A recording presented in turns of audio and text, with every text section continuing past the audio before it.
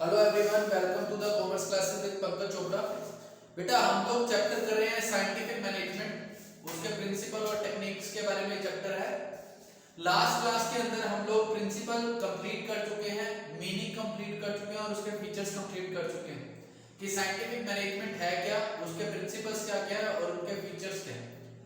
अब बेटा प्रिंसिपल जो है वो जस्ट एक फिलॉसफी है, मतलब आप ये बोल सकते हो कि एक थ्योरी है, लेकिन उस चीज को अप्लाई कैसे करना है, जो भी प्रिंसिपल आपको दिए गए हैं उनको अप्लाई कैसे करना है, उसको हम क्या बोलेंगे, टेक्निक्स। उसको हम क्या बोलेंगे, टेक्निक। कि इस प्रिंसिपल को अप्लाई किस तरीके से करना है उसको हम क्या बोलते हैं, टेक्निक ऑफ साइंटिफिक मैनेजमेंट। कि जो वो प्रिंसिपल्स दिए गए हैं उन प्रिंसिपल्स को आप लोग इंप्लीमेंट कैसे करोगे अपनी ऑर्गेनाइजेशन के अंदर। ठीक है, तो इसके अंदर सबसे पहला जो है, जो पहली टेक्निक है उसका नाम है functional foremanship. Functional foremanship.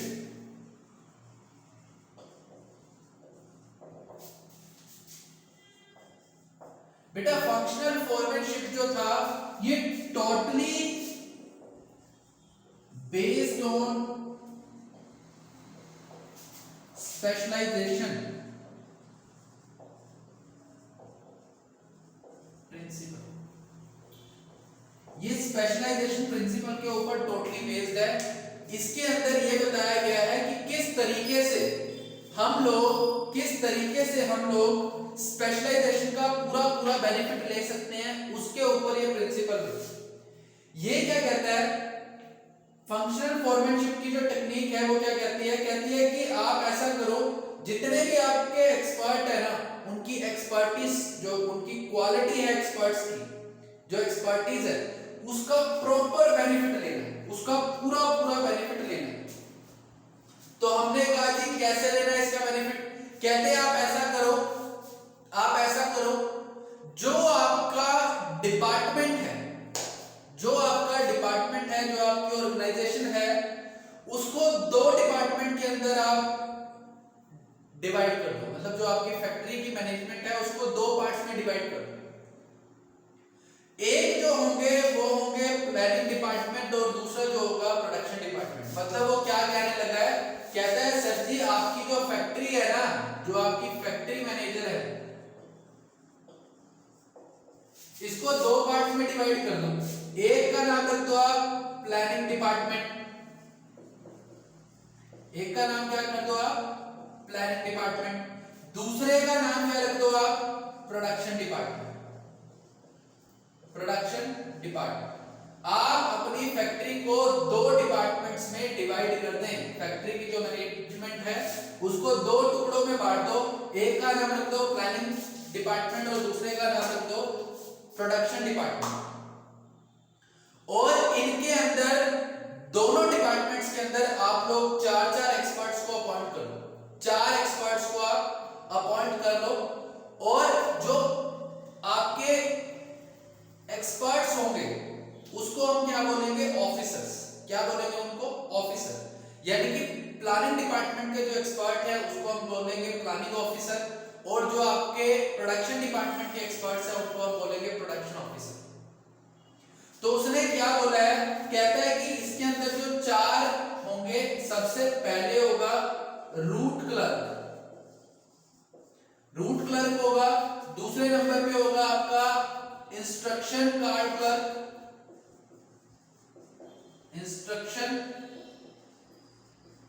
Card clerk,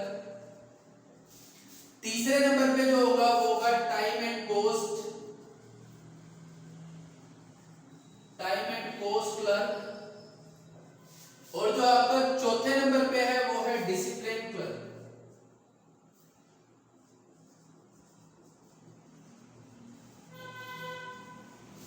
और जो आपका प्रोडक्शन डिपार्टमेंट होगा, इसके अंदर होगा एक गैंग बॉस,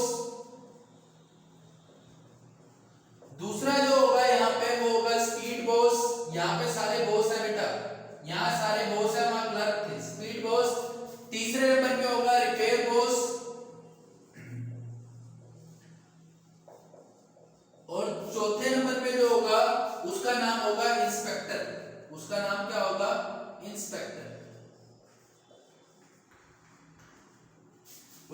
जी ऐसा करो, आप डिपार्टमेंट को डिवाइड करो दो पार्ट्स में, प्लानिंग में और प्रोडक्शन डिपार्टमेंट में। इसके अंदर 4 एक्सपर्ट डाल दो। जितने भी इसके अंदर एक्सपर्ट होंगे उनको हम क्या बोलेंगे, ऑफिसर। मतलब ये प्लानिंग डिपार्टमेंट में जो लोग हैं ये प्लानिंग ऑफिसर है और ये प्रोडक्शन ऑफिसर है। ये 8 लोग एक एम्प्लॉय के ऊपर होंगे, 8 लोग एक वर्कर के ऊपर होंगे। मतलब कि एक वर्कर के ऊपर ये 8 लोग काम करेंगे। ऐसा नहीं है हर एक वर्कर के ऊपर 8 लोग होंगे, मतलब कि ये कॉमन है और हर एम्प्लॉइज के ऊपर ये लोग काम करेंगे। सारे एम्प्लॉइज के ऊपर ये 8 लोग काम करेंगे।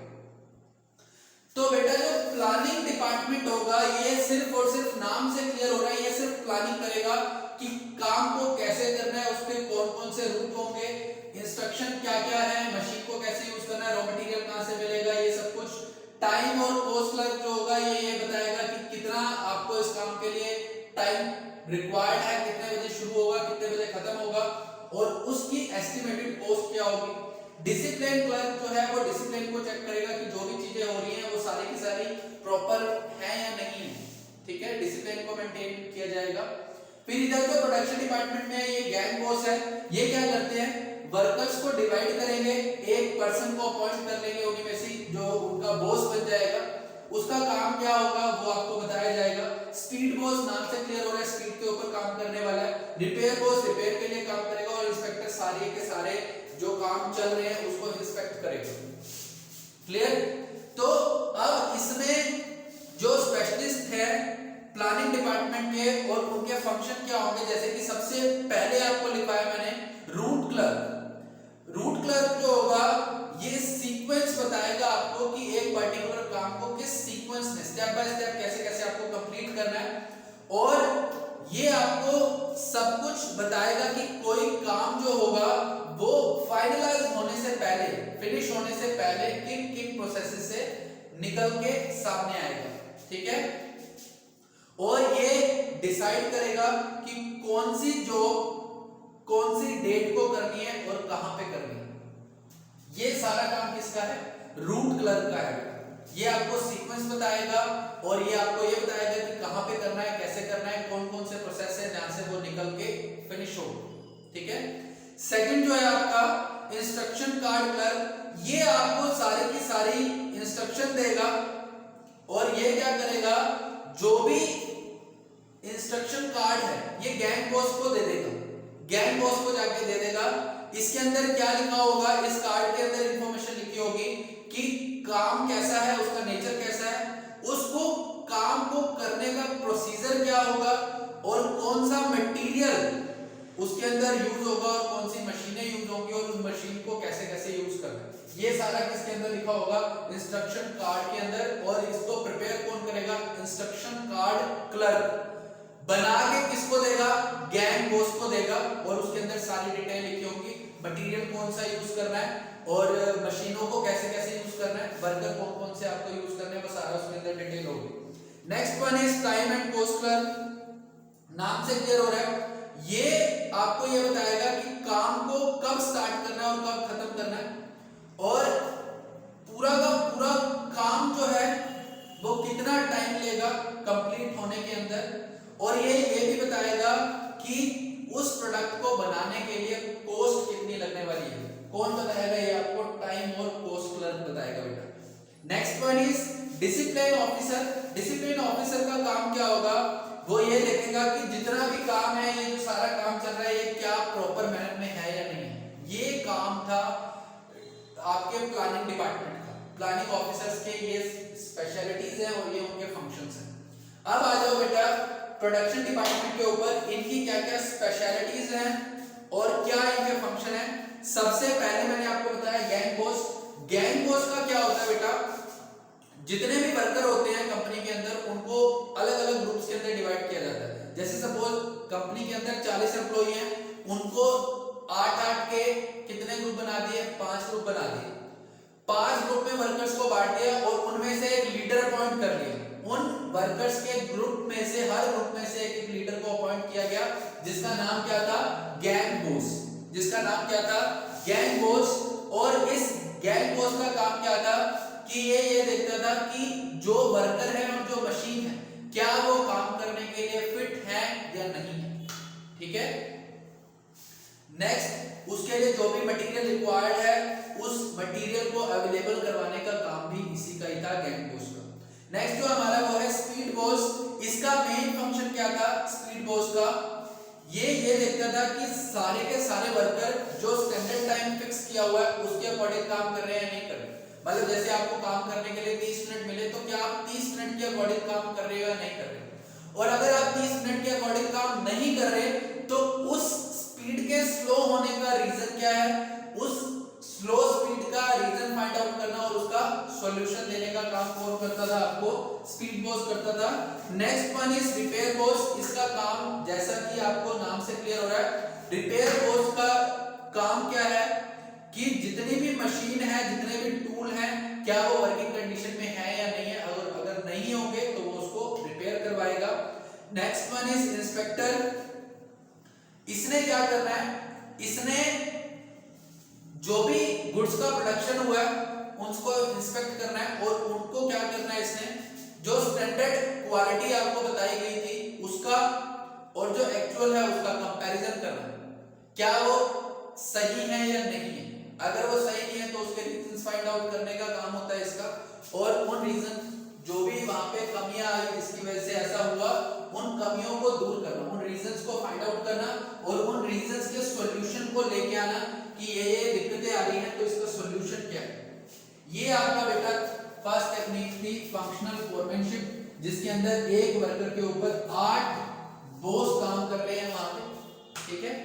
नेक्स्ट जो है स्टैंडर्डाइजेशन ऑफ वर्क।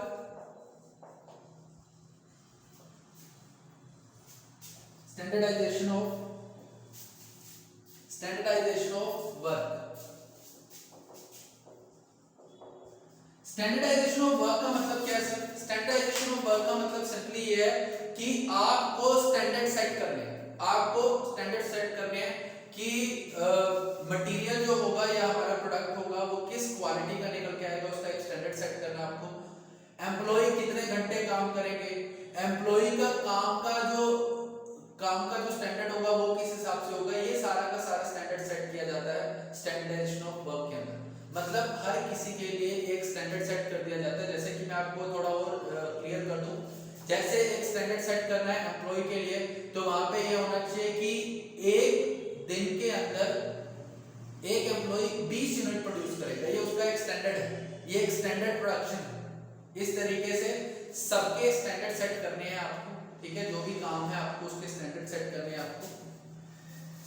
उसके बाद ऑब्जेक्टिव्स क्या हैं स्टैंडर्डाइजेशन के?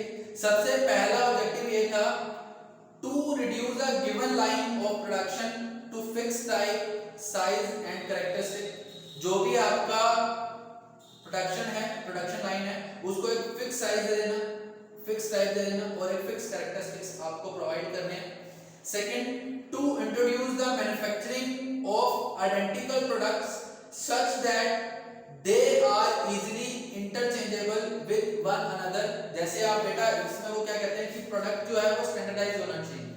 अब आपके घर पे आपने वॉशिंग मशीन ली, अब बाय चांस कुछ ऐसी प्रॉब्लम हुई कि उसका मोटर खराब हो, तो अब अगर वो मोटर स्टैंडर्डाइज नहीं होती, सेम वैसी क्वालिटी की और मोटर्स नहीं बनी तो वो रिपेयर ही नहीं हो पाती, उसको रिप्लेस नहीं कर पाते।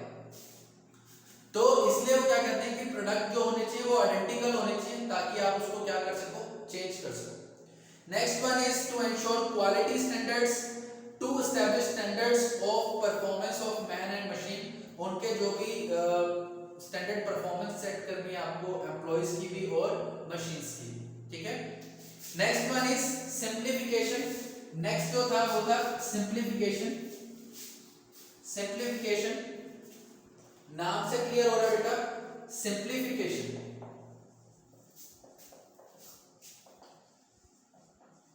इसमें सिंप्लीफिकेशन में क्या था, वो कहते हैं जी काम को इतना सिंपल कर दो ना, इतना सिंपल कर दो कि आपकी एफिशिएंसी इंक्रीज हो जाए। काम को इतना सिंपल करो कि आपकी एफिशिएंसी इंक्रीज हो जाए। मैं इसको बहुत डिटेल में नहीं लेके जाऊंगा, आपको सिंपली एग्जांपल के ऊपर लेके चलता हूं। एग्जांपल को ये कहते हैं कि अगर एक शू मैन्युफैक्चरिंग कंपनी है, एक कंपनी है जो शूज बनाती है, तो उसको काम को सिंप्लीफाई कैसे करना है, कि जब वो साइज दे रही है, वहां पे साइज बना रही है, तो साइज ऐसे होने चाहिए शूज के 0 नंबर 1 2 3 4 5 6 इस तरीके से होने चाहिए आपके। ऐसा नहीं होना चाहिए कि आपका साइज 0 है, फिर 0.5, फिर 1, फिर 1.25, फिर 1.5, फिर 1.75 और फिर 2। तो इस ऐसा नहीं होना चाहिए। आपको काम को ज्यादा से ज्यादा सिंपलीफाई कर देना चाहिए, क्योंकि अगर आप ज्यादा वहां पे उसको सिंपलीफाई नहीं करते हो तो सिंपलीफाई करने के रीजन ये होंगे कि अब देखो, अगर मशीनें लानी है तो 0 नंबर की भी लानी पड़ेगी, 0.5 की भी, 1 की भी, 1.25 की भी और 1.5 की, 1.75 की और 2। मशीनें भी ज्यादा हो जाएंगी, वर्कर भी ज्यादा हो जाएंगे, मटेरियल भी ज्यादा चाहिए होगा, स्टॉक भी ज्यादा मेंटेन करना पड़ेगा। तो एफिशिएंसी के लिए सिंपलीफिकेशन बहुत जरूरी है। एफिशिएंसी के लिए सिंपलीफिकेशन बहुत जरूरी है। अब आप फटाफट इसका मीनिंग पढ़ें। Simplification refers to that technique which is used to put an end to unnecessary types, qualities, size, weight etcetera of product. जो अननेसेसरी साइज वगैरह है उनको आपको क्या करना है, रिड्यूस कर देना, एलिमिनेट कर देना, उसको हम बोलते हैं सिंपलीफिकेशन। ऐसे इन्होंने एक एग्जांपल दिया हुआ है। एक फैक्ट्री थी, पेपर मेकिंग फैक्ट्री, और वो पहले 2000 टाइप के पेपर्स बनाती थी। फिर उन्होंने देखा कि इनके फीचर्स में तो ज्यादा कोई डिफरेंस है नहीं, तो उन्होंने उसको सिंपलीफाई करके 2000 से बेटा वो 200 टाइप की क्वालिटीज पे आ गए, क्योंकि जो बाकी थी वो अननेसेसरी थी। ठीक है, इसके ऑब्जेक्टिव क्या होते हैं, जैसे मैंने अभी आपको बताया है, वही ऑब्जेक्टिव्स मैं आपको रीड आउट करके बता देता हूं। Effective economy in the use of machine, आप इफेक्टिवली मशीन्स को यूज कर सकते हो। दूसरी बात, brings down the labour cost with the help of specialisation. वो कहता है कि लेबर कॉस्ट को भी आप रिड्यूस कर देते हो। क्यों? क्योंकि एक एम्प्लॉय अगर बार बार उसी चीज को रिपीट करेगा तो उसमें स्पेशलाइजेशन आ जाता है। तीसरी बात, affecting economy in the staff के अंदर भी इकोनॉमी आ जाती है बेटा। अगर आपके पास अननेसेसरी साइज है, अननेसेसरी वेट है, अननेसेसरी क्वालिटीज है, तो आपको ज्यादा से ज्यादा एम्प्लॉय रखने पड़ेंगे, वहां पे इकोनॉमी नहीं आएगी। तो आप कम से कम एम्प्लॉय रखोगे तो वहां पे इकोनॉमी आ जाएगी, आप एम्प्लॉयज को अच्छा पे कर पाओगे। ठीक है, next one is method study. Next जो है हमारी वो है बेटा मेथड स्टडी। नेक्स्ट जो है हमारा वो है मेथड स्टडी। नाम से हो रहा clear, method study. Method study का मतलब क्या है कि एक काम को करने का सबसे बेस्ट मेथड फाइंड आउट करना ही मेथड स्टडी है। बुक से पढ़े फटाफट। It refers to identifying the most suitable way to do a particular activity. मतलब कि किसी भी काम को करने के लिए सबसे बेस्ट मेथड को फाइंड आउट करना ही मेथड स्टडी है। इसको करने के लिए आपको क्या करना पड़ता है, मेथड स्टडी के लिए आपको प्रोसेस चार्ट बनाना पड़ेगा और ऑपरेशन रिसर्च टेक्निक को यूज करना पड़ता है। इसके अंदर क्या होता है कि हम लोग खुद से जाके उस काम को करवा के देखते हैं अलग अलग टाइप के लेबर से। जो भी बेस्ट मेथड यूज करता है उस मेथड को ऑप्ट कर लिया जाता है कि सबसे बेस्ट मेथड यही है इस काम को करने का। ठीक है, इसके आपको बेनिफिट क्या मिलते हैं, इसका जो मेन ऑब्जेक्टिव होता है, the main objective of this study is to find out one best way of doing the job. इसमें हम क्या करते हैं कि किसी भी काम करने का जो सबसे बेस्ट तरीका है उसको फाइंड आउट करना है, उसको हम बोलते हैं method study. Next one is motion study. Next one is motion study. Motions आपको पता है बेटा क्या होते हैं, मोशन स्टडी। मोशन का मतलब है कि आप किसी भी काम को करने के लिए कितने मोशंस या कितने स्टेप्स ले रहे हो। इन मोशन स्टडी के अंदर हम क्या करते हैं कि एक जॉब को करने के लिए कितने मोशंस आपको लेने पड़ेंगे वो फाइंड आउट करना है आपको। ऐसा करने से क्या होगा, जो अननेसेसरी मोशंस हैं आप उनको एलिमिनेट कर दोगे। जैसे उन्होंने इसमें एक एग्जांपल दिया है कि एक मिस्त्री है वो ईंटें बिछा रहा है, तो उन्होंने देखा कि जब वो ईंटें बिछाता है तो वो 18 तरीके की एक्टिविटीज कर रहा था, 18 टाइप्स की एक्टिविटीज, वो 18 मोशन लेता था। तो उन्होंने उसको स्टडी किया और देखा कि अननेसेसरी मोशंस कितने हैं। तो बेटा उन्होंने जितने अननेसेसरी मोशंस थे उनको एलिमिनेट किया और वो आप मानोगे कि नंबर ऑफ मोशन जो रह गए वो रह गए थे सिर्फ 5। तो वो काफी सारे अननेसेसरी इमोशंस करता था, तो उनको एलिमिनेट कर दिया और उसके बाद क्या किया उन्होंने, उसको मिनिमाइज कर दिया मोशंस को। मोशंस को मिनिमाइज करने से क्या होता है, मेरी एनर्जी सेव होगी, एनर्जी सेव होने से क्या होगा कि मैं ज्यादा काम कर पाऊंगा, इफेक्टिवली वहां पे काम कर पाऊंगा। उसके बाद है बेटा आपकी next time study.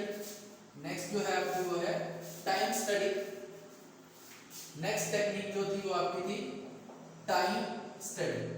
Time study के अंदर क्या होता है, इसके अंदर हम ये देखते हैं कि एक पार्टिकुलर जॉब को करने के लिए या एक पार्टिकुलर एक्टिविटी को करने के लिए कितना टाइम लगता है। जैसे आप सब लोग एग्जाम देते हो, एग्जाम के लिए प्रॉपर टाइम सेट है 3 घंटे का, तो उसमें उन्होंने टाइम स्टडी की कि इस पार्टिकुलर पेपर को कंप्लीट करने के लिए वो हर टाइप के स्टूडेंट्स को लेते हैं। तो उन्होंने ये देखा कि मिनिमम से मिनिमम अगर कोई एवरेज से एवरेज स्टूडेंट है तो भी इस पेपर को 3 घंटे के अंदर कंप्लीट कर सकता है। तो टाइम स्टडी के अंदर हम क्या करते हैं, ये फाइंड आउट करने का ट्राई करते हैं कि एक पार्टिकुलर जॉब को करने के लिए कितना टाइम रिक्वायर्ड है। और ऐसा किया क्यों जाता है, ऐसा इसलिए किया जाता है ताकि हम स्टैंडर्ड सेट कर सकें कि इस काम को करने के लिए इतना ही टाइम लगता है। दूसरी बात, आपको नंबर ऑफ वर्कर कितने रिक्वायर्ड है, मतलब अगर मेरे को एक घर बनाना है और मेरे को ये पता है कि एक लेबर एक दीवार बना सकता है एक दिन के अंदर, 10 फुट की एक दीवार बना सकता है, 10 बाय 10 की एक दीवार बना सकता है। तो अब मेरे को फाइंड आउट ये करना है कि अगर मेरे को घर को जल्दी से जल्दी कंप्लीट करना है, तो पता चल गया कि एक वर्कर 10 बाय 10 का एक रूम तैयार कर देगा एक हफ्ते के अंदर। तो मेरे को अगर उसके अंदर 3 रूम बनवाने हैं तो कितने वर्कर लगाने पड़ेंगे उसके अंदर। एक वर्कर 10 बाय 10 का रूम कितने दिन में तैयार कर रहा है, एक हफ्ते के अंदर। तो 3 रूम बनाने हैं तो कितने वर्कर मैं लगाऊं कि मेरा काम एक हफ्ते में कंप्लीट हो जाए। तो मेरे को टाइम पता है, तो मेरे को ये पता है कि एक हफ्ते में एक वर्कर कंप्लीट करेगा एक रूम को। 3 रूम कंप्लीट करवाने तो 3 वर्कर आप अपॉइंट कर दो। 3 वर्कर को अपॉइंट करने से क्या होगा, एक हफ्ते के अंदर आपके तीनों रूम रेडी हो जाएंगे। ये सिर्फ तभी पॉसिबल है अगर हम उसके लिए टाइम स्टडी कर रखी है तो, ठीक है। Next one is fatigue study. Fatigue study next जो है आपकी वो है 7th नंबर पे फैटीग। फैटीग स्टडी आपको करनी है। फैटीग का मतलब होता है बेटा थकान। फैटीग का मतलब है थकान। थकान के लिए स्टडी करना। आप इस स्टडी के अंदर क्या करते हो, आप ये देखते हो कि एक वर्कर को कितने टाइम के बाद रेस्ट की रिक्वायरमेंट है, कितने टाइम इंटरवल के बाद कितने रेस्ट की रिक्वायरमेंट है और कितने देर के रेस्ट की रिक्वायरमेंट है। मैंने ये देख लिया कि एक वर्कर 3 घंटे बाद थक जाता है, रेस्ट देना है। रेस्ट कितना देना है, आधे घंटे का, 10 मिनट का, 15 मिनट का, ताकि वो पूरी एनर्जी के साथ वापस काम कर सके। तो फैटीग स्टडी के अंदर रेस्ट इंटरवल्स को फाइंड आउट किया जाता है कि रेस्ट इंटरवल कितने होने चाहिए और कितने कितनी ड्यूरेशन के होने चाहिए। ऐसा सिर्फ इसलिए किया जाता है ताकि वर्कर अपनी पूरी एफिशिएंसी के साथ काम कर सके और हम उससे से ज्यादा काम करवा सके। अगर आप कॉन्टिन्यूअस एक लेबर को काम देते हो कि 8 घंटे आपने बिना रुके काम करना है, तो वो पूरी एफिशिएंसी के साथ काम नहीं कर पाएगा पूरे 8 घंटे। लेकिन अगर आप क्या करते हो, 4-4 घंटे के बाद उसको आधे घंटे का गैप दे देते हो, आधे घंटे का गैप दे देते हो, तो उसकी एफिशिएंसी क्या हो जाएगी, बूस्ट हो जाएगी, ठीक है। और फटीग आने के बेटा काफी सारे रीजंस हो सकते हैं वहां पे।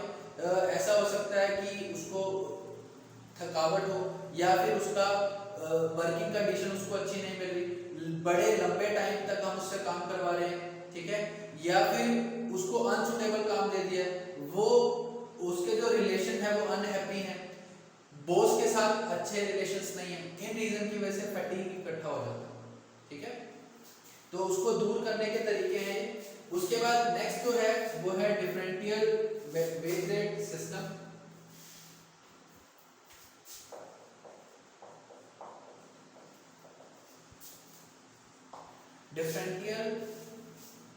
Differential wage rate system.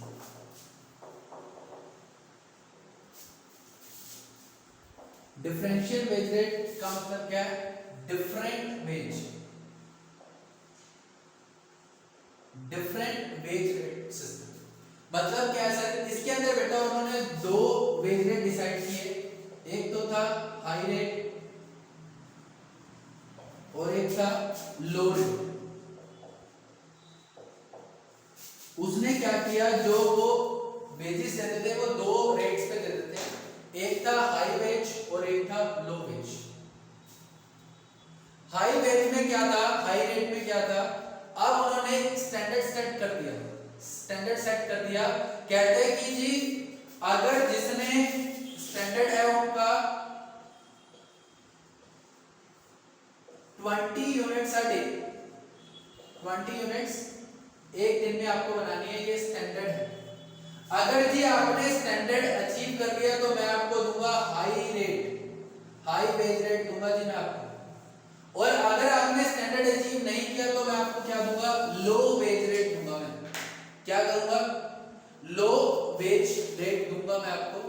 तो उन्होंने क्या किया, वो क्या कहते थे, कहते जी हाई वेज रेट का जो प्राइस होगा वो होगा 5 रुपए और जो लो होगा वो होगा 4 रुपए।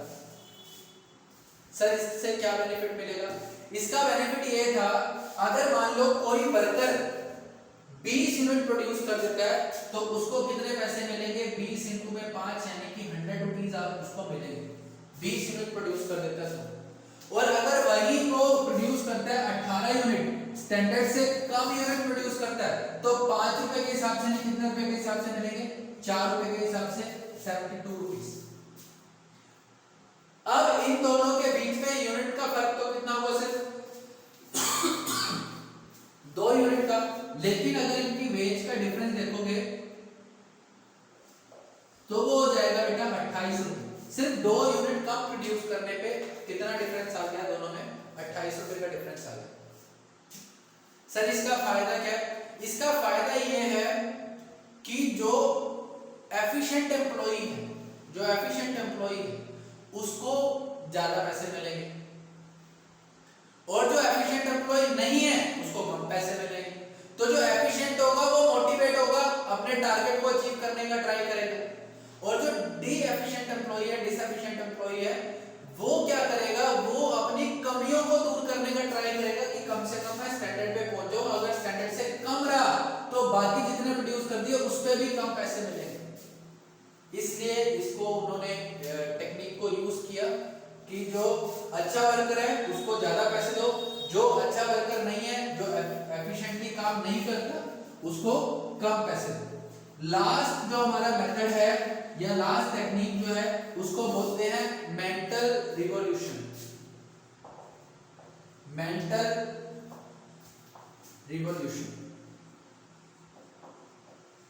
सर ये क्या है बेटा, मेंटल रिवॉल्यूशन का मतलब क्या है कि उनका माइंड वॉश करना है आपको। किनका माइंड वॉश करना है, मैनेजर्स का और वर्कर का। उन दोनों के बीच में हमेशा लड़ाई होती रहती है, मेरे को ज्यादा पैसे चाहिए, मैनेजमेंट कहती है मेरे को ज्यादा पैसे चाहिए, जो भी प्रॉफिट है उसके शेयर के लिए उनके बीच में हमेशा डिस्प्यूट्स रहते हैं। लड़ाई होने की वजह से जो उनके टारगेट्स हैं वो अचीव नहीं हो पाते। डिस्प्यूट कैसे रहता है सर प्रॉफिट का, डिस्प्यूट बेटा ऐसे रहता है, एम्प्लॉय कहता है मेरे को ज्यादा सैलरी चाहिए, ज्यादा सैलरी दो, और मैनेजमेंट क्या कहती है कि अगर इसको ज्यादा सैलरी दे दी तो हमारे को प्रॉफिट मार्जिन कम हो जाएगा। इस वजह से दोनों के बीच में लड़ाई रहती है। तो वो क्या, इसमें उन्होंने टेक्निक क्या बताई, उन्होंने कहा कि इनका माइंड वॉश कर दो, और इनका माइंड वॉश करके इनको पहले तो ये सिखा दो कि हम दोनों इनसेपरेबल हैं। अगर हम दोनों अच्छे से कोऑर्डिनेट नहीं करेंगे, अच्छे से कोऑर्डिनेशन नहीं बनाएंगे तो अच्छे प्रॉफिट्स नहीं होंगे, तो फिर हम दोनों को ही कम मिलेगा। तो इसलिए उन्होंने कहा, कहते हैं कि मेंटल रिवॉल्यूशन से उनका माइंड वॉश करो और उनका डिस्प्यूट खत्म कर दो, और उनका जो टारगेट है माइंडसेट ऐसा बनाओ कि हमारे को प्रॉफिट्स को इंक्रीज करना है, इंक्रीज करना है। क्यों? क्योंकि प्रॉफिट इंक्रीज होंगे तो दोनों का सॉल्यूशन हो जाएगा बेटा, क्या सॉल्यूशन होगा, दोनों प्रॉफिट के लिए लड़ाई कर रहे थे, मेरे को ज्यादा दो, तो अगर ओवरऑल ऑर्गेनाइजेशन के प्रॉफिट बूस्ट कर गए, इंक्रीज हो गए, तो दोनों का ही शेयर क्या हो जाएगा, अल्टीमेटली इंक्रीज हो जाएगा। तो ये आपका क्या था, मेंटल रिवॉल्यूशन। ठीक है बेटा, ये चैप्टर आपका कंप्लीट। इसके बाद लास्ट में आपको दिया हुआ है कंपैरेटिव स्टडी, उसको आप खुद से रीड आउट करेंगे, जिसके अंदर एफडब्ल्यू टेलर के और हेनरी फ्योल के दोनों प्रिंसिपल में कंपैरिजन किया गया, उनमें क्या क्या सिमिलरिटीज हैं और क्या क्या डिससिमिलरिटीज हैं, इसको आप खुद से रीड आउट करेंगे। ठीक है बेटा, थैंक यू।